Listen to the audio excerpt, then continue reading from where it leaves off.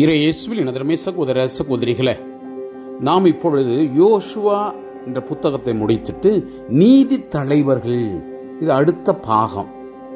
இந்த பாகமானது முக்கியமாக இந்த இஸ்ரேல் மக்கள் கானான் நாட்டை கைப்பற்றியதற்கும் அவர்களுடைய முடியாட்சி தொடங்குவதற்கும் இடைப்பட்ட ஒரு காலம்.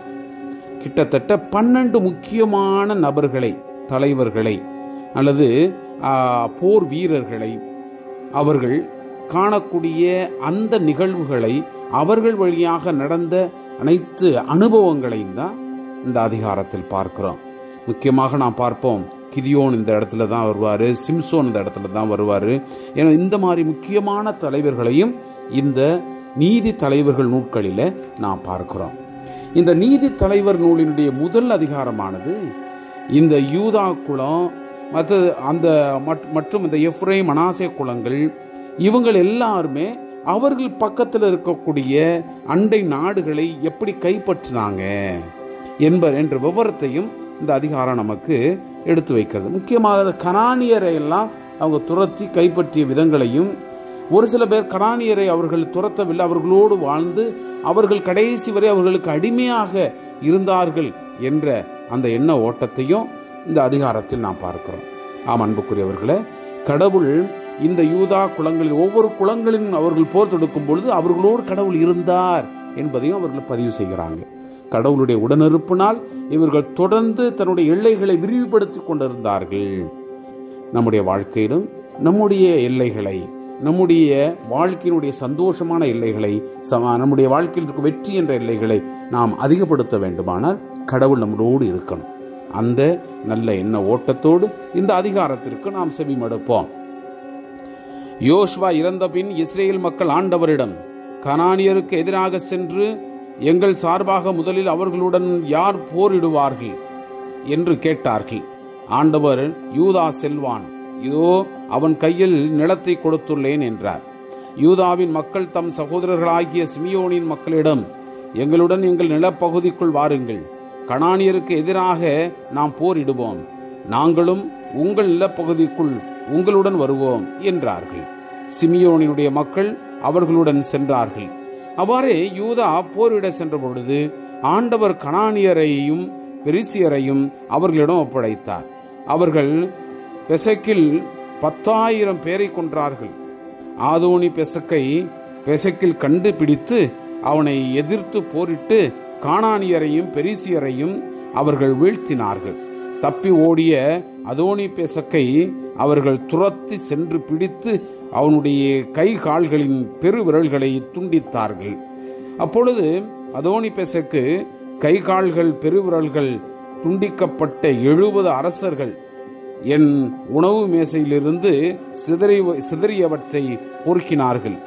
நான் செய்தவாறே கடவுள் எனக்கும் செய்துள்ளார் என்றான். அவனை எருசலேமுக்கு கொண்டு வந்தனர். அவன் அங்கே இறந்தான். யூதாவின் மக்கள் எருசலேமுக்கு எதிராக போரிட்டு அதை கைப்பற்றினார்கள். வாள் முனையால் மக்களை வெட்டி வீழ்த்தி நகரை நெருப்புக்கு இரையாக்கினார்கள்.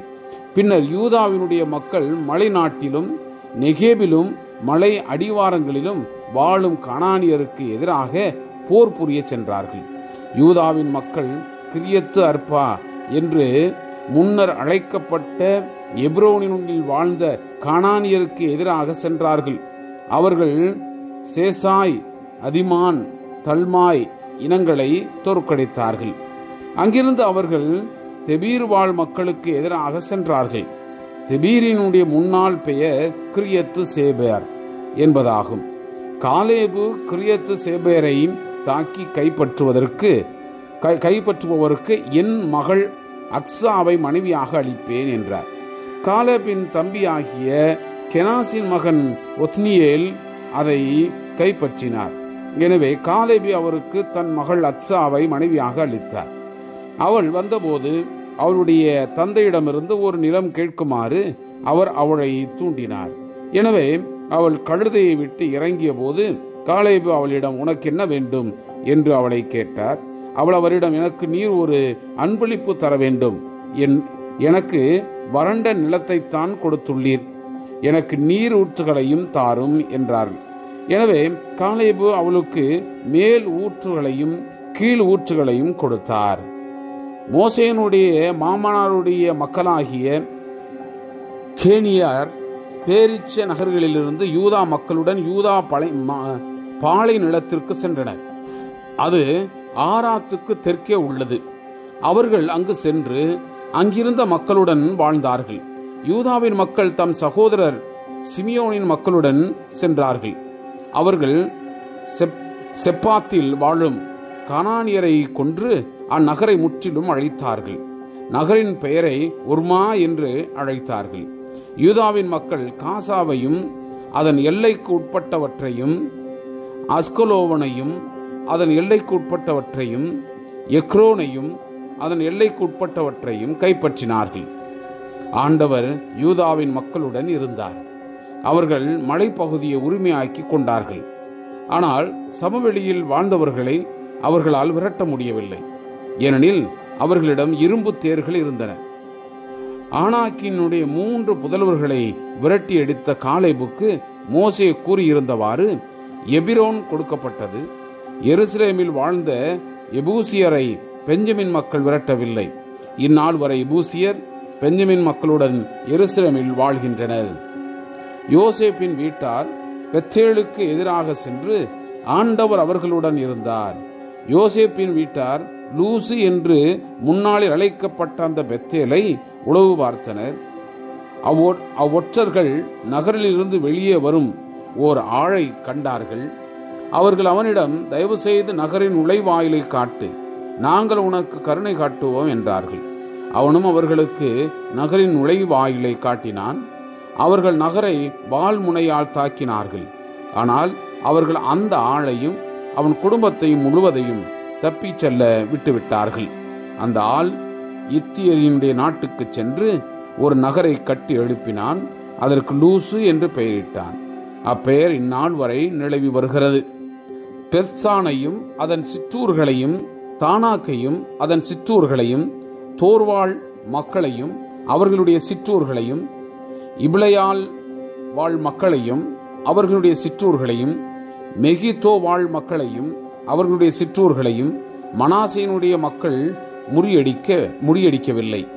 கானானியர் அந்நிலத்தில் தொடர்ந்து வாழ்வதில் உறுதியாக இருந்தனர். இஸ்ரேலர் வலிமை பெற்றும் கானானியரை அடிமை வேலைக்கு அமர்த்தினர். ஆனால் அவர்கள் முற்றிலும் விரட்டிவிடவில்லை. எப்ராயிமினுடைய மக்கள் கெசேரில் வாழ்ந்த கானானியரை விரட்டவில்லை. கானானியர் கெசேரில் அவர்களிடையே வாழ்ந்தனர்.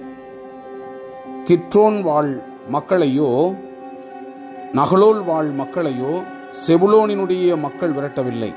கானானியர் அவர்களிடையே வாழ்ந்தனர். அவர்கள் அடிமைகள் ஆனார்கள். அக்கோ வாழ் மக்களையும், சீதோன், அக்லாபு, அக்சிபு, எல்பா, அப்பீகு, ரக்கப்போல் வாழ் மக்களையும் ஆசேனுடைய மக்கள் விரட்டவில்லை.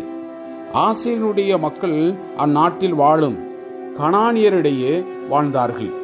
ஏனெனில் அவர்கள் அவர்களை விரட்டவில்லை. நப்தலியினுடைய மக்கள் பெத்செம் மேசுவால் மக்களையும் பெத்னாத்து வாழ் மக்களையும் விரட்டவில்லை. அந்நாட்டில் வாழும் கானானியருடன் அவர்கள் வாழ்ந்து வந்தார்கள். ஆயினும் பெத்சமேசுவால் மக்களும் பெத்னாத்வால் மக்களும் அவர்களுக்கு அடிமை வேலை செய்பவர்கள் ஆனார்கள். எமோரியர் தான் மக்களை சமவெளிக்கு இறங்க விடாமல் தடுத்து மலை நோக்கி செல்லுமாறு நெருங்கினர்.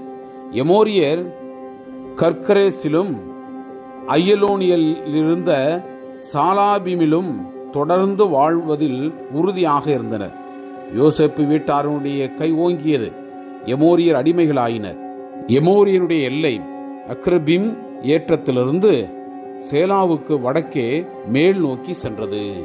Praise the Lord. இயேசுவுக்கே புகழ். மரியே வாழ்க.